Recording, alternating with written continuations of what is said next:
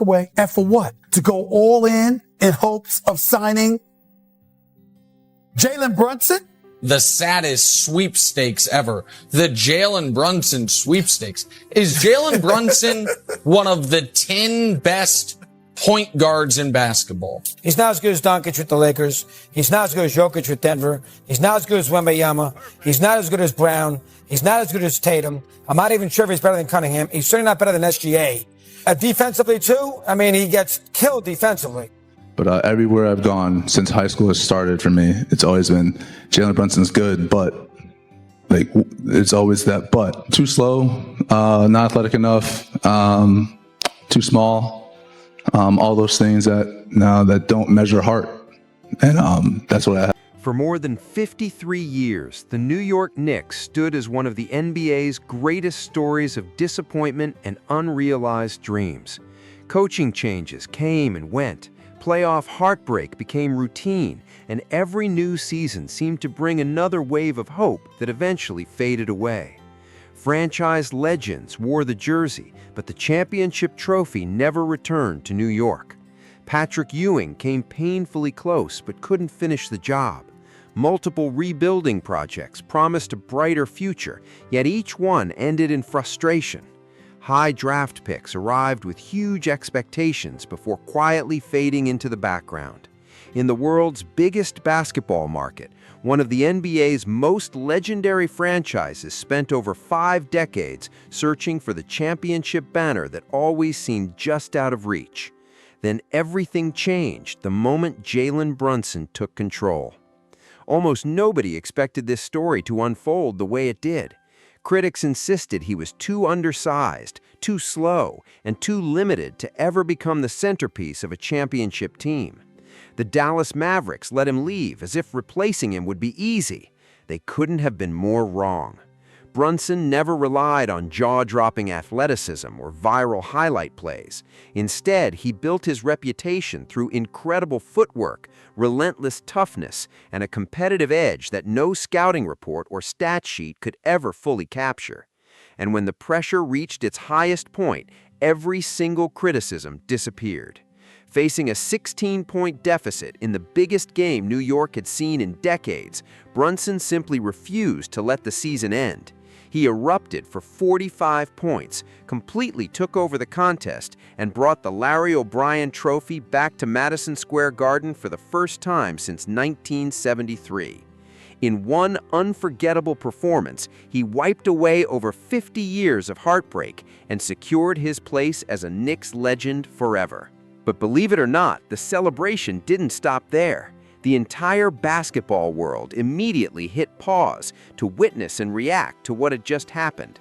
Broadcasters struggled to find the right words as the moment unfolded. NBA legends openly showed emotions that fans rarely get to see. Knicks greats who had spent their entire lives chasing this exact dream watched history finally become reality before their eyes.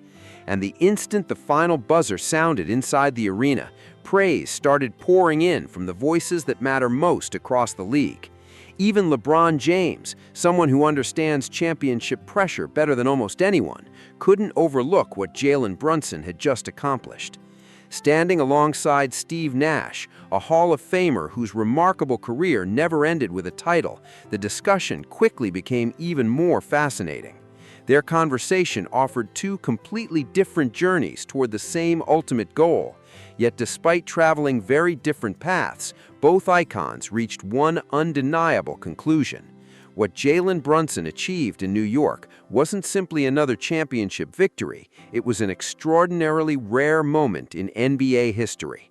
And every reaction that followed made that reality impossible to ignore. That he's a lefty.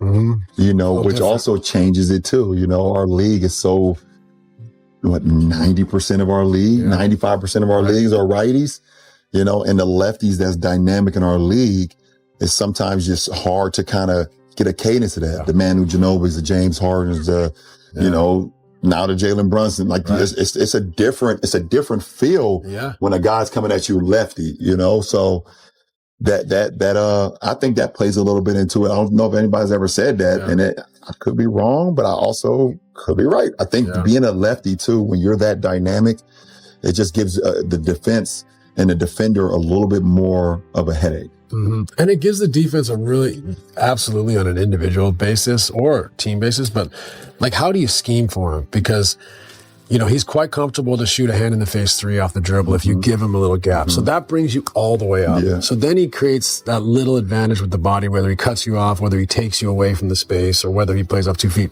So what do you do? Like, getting in the gaps is so hard because he's so efficient at getting a slight advantage and using the straight to the hoop space instead of curving one way, spinning. He's very in like his short lane. The gapping, it's really difficult to gap him because you have to overcommit so much. And like you said, we said in game one, you mentioned in game one, they made those threes. So that it puts so much pressure when they're at their best. You know, Mikal Bridges is, knocking down shots. OG's knocking down shots. You know, Josh Hart knocks in a couple. You already know what Cat's ability to do. So you're not going to be too far in on him anyways because of his ability to shoot the ball. And Shamlin been shooting the ball. Like I said, Deuce been shooting the ball. So JC Jordan Clarkson could come in and knock some down. So like we mentioned earlier, they've done a great job of surrounding him with the perfect pieces that allows him to be the perfect him. Matt Barnes has earned the respect of basketball fans by becoming one of the NBA's most trusted voices through the All the Smoke podcast. After watching Jalen Brunson lead the New York Knicks to a long-awaited championship, he chose honesty over pride and didn't try to avoid the reality.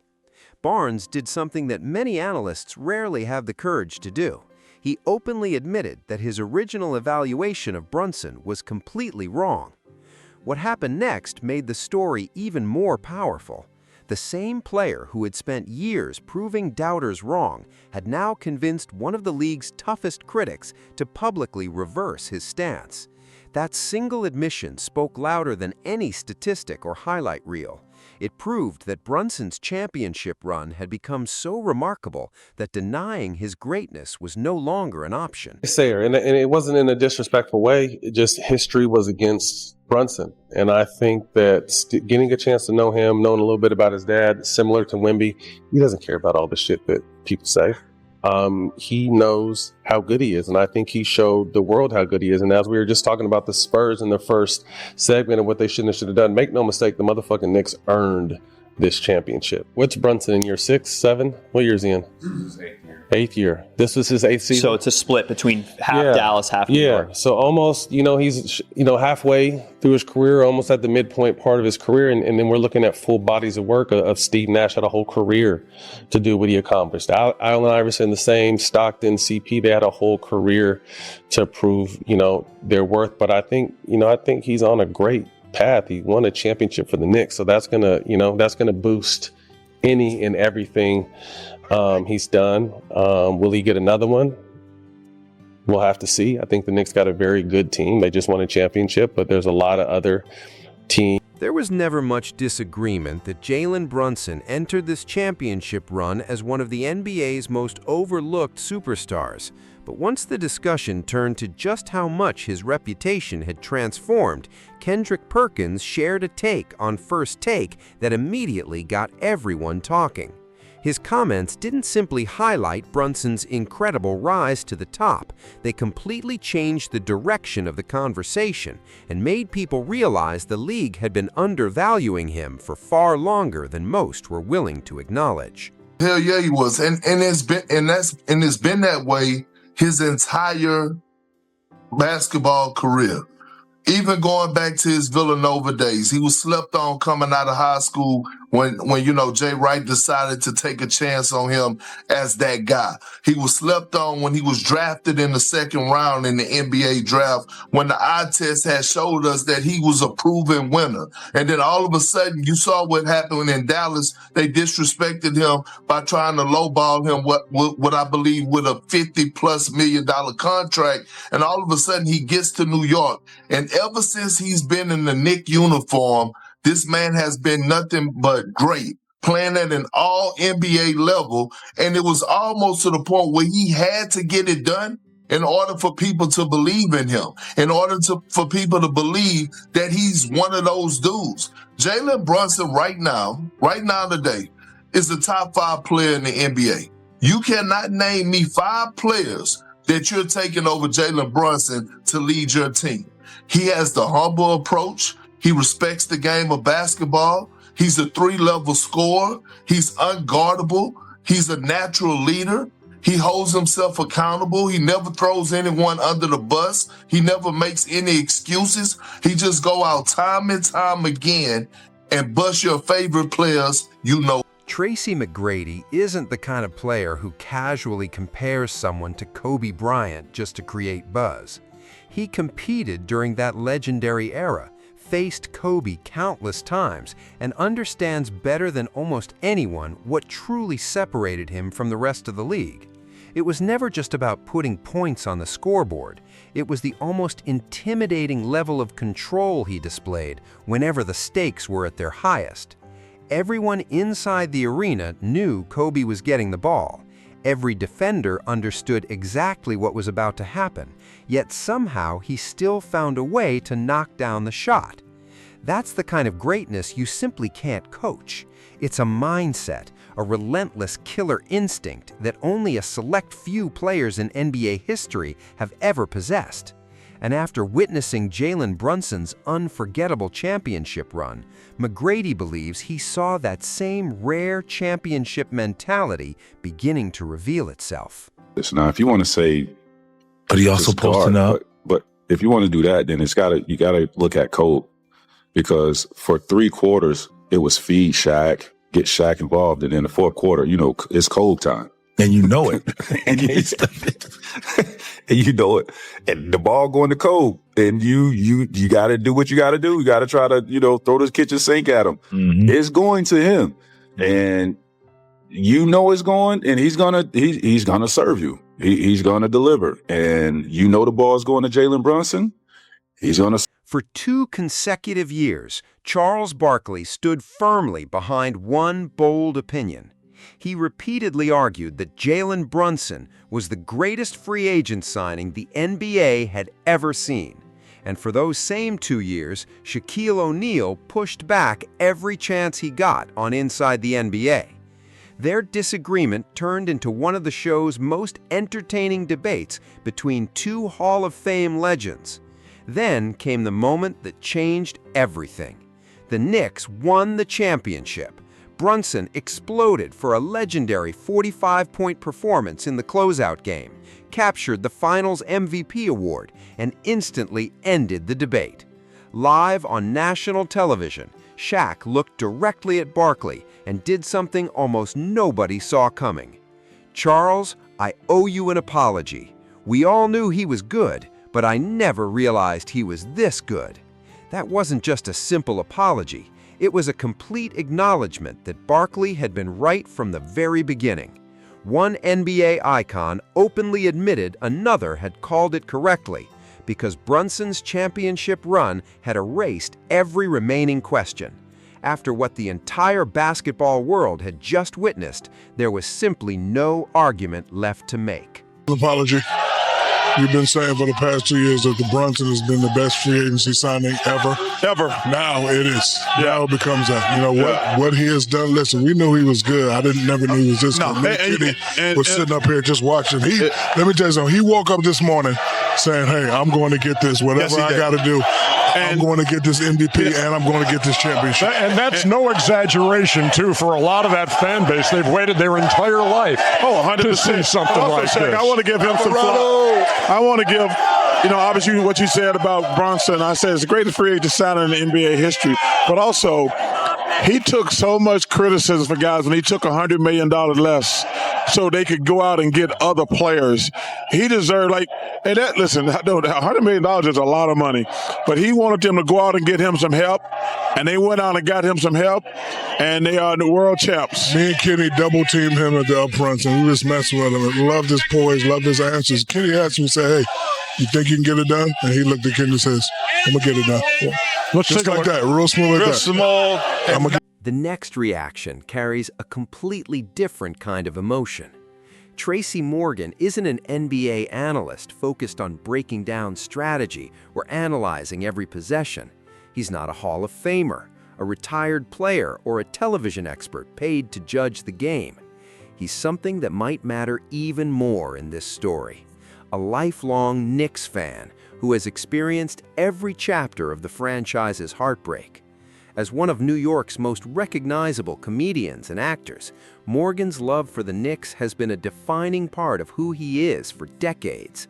He didn't celebrate this championship from a distance. He lived through every disappointing season, every rebuilding attempt that fell apart, and every painful playoff collapse alongside millions of devoted fans.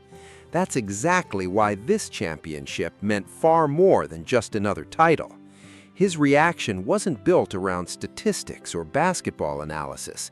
It was the emotional release of a fan who had waited 53 long years to finally witness this dream become reality. For his all-time athlete in the New York City era. Well, first of all, you gave him the name, Big Body Brunson. I'm going to put that out there. Perk did that.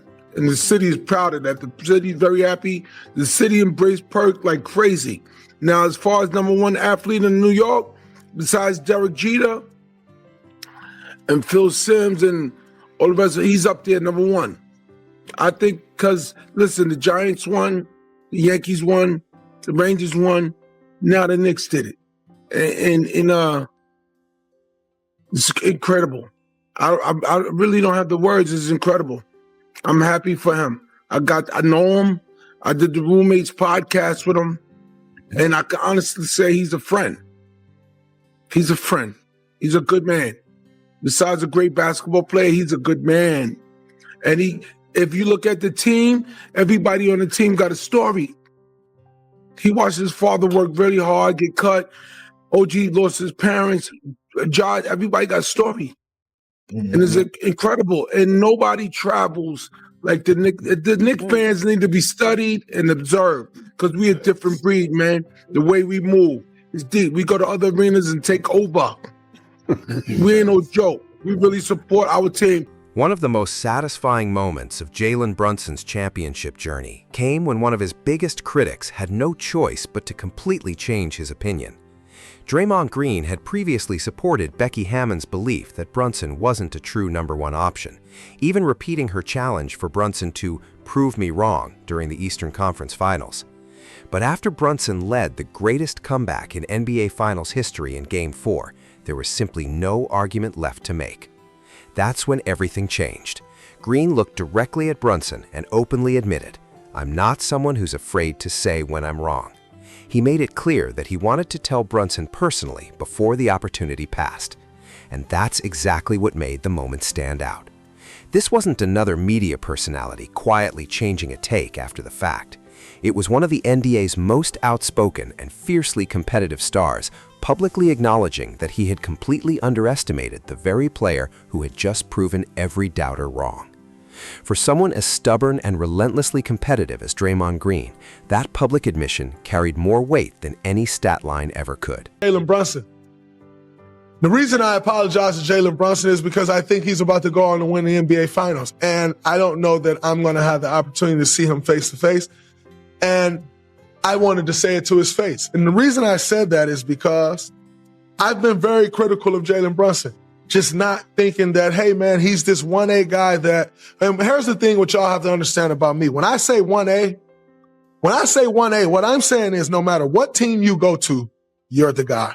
A la Steph Curry, a la LeBron James, a la Luka Doncic.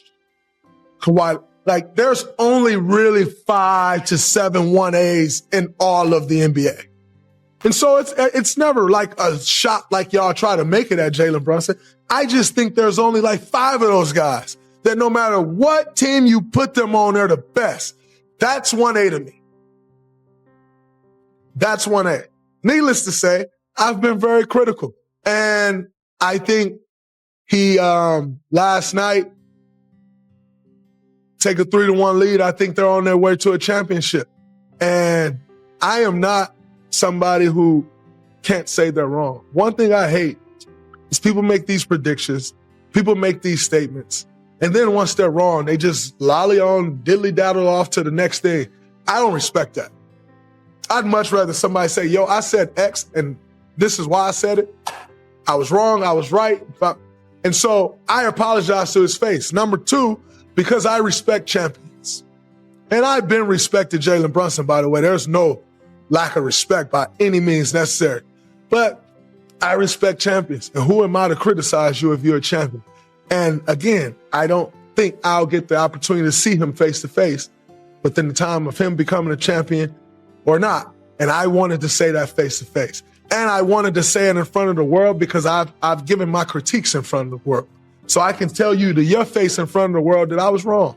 Have no problem with doing that. Hope he heard me. It's irrelevant, but I wanted to do that for myself and more importantly, my respect. What made Jalen Brunson's championship run truly unforgettable wasn't just the fact that he lifted the trophy.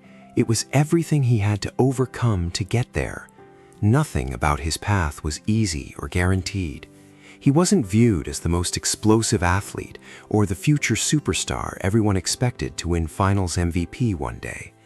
Every milestone he reached came through relentless hard work, elite fundamentals, and an unwavering confidence in his own ability. That's exactly why the praise from NBA legends meant so much. They weren't simply applauding another championship team. They were recognizing a player who had completely rewritten the story that people expected for his career. After 53 long years, Brunson finally returned the Larry O'Brien Trophy to New York, delivering when the pressure couldn't have been any greater and permanently changing Knicks history. And if this incredible journey proved one thing, it's that true greatness doesn't always arrive with the biggest hype or the loudest spotlight. Sometimes it's the player who keeps fighting through every doubt until the entire basketball world has no choice but to believe he's exactly who he always knew he could become.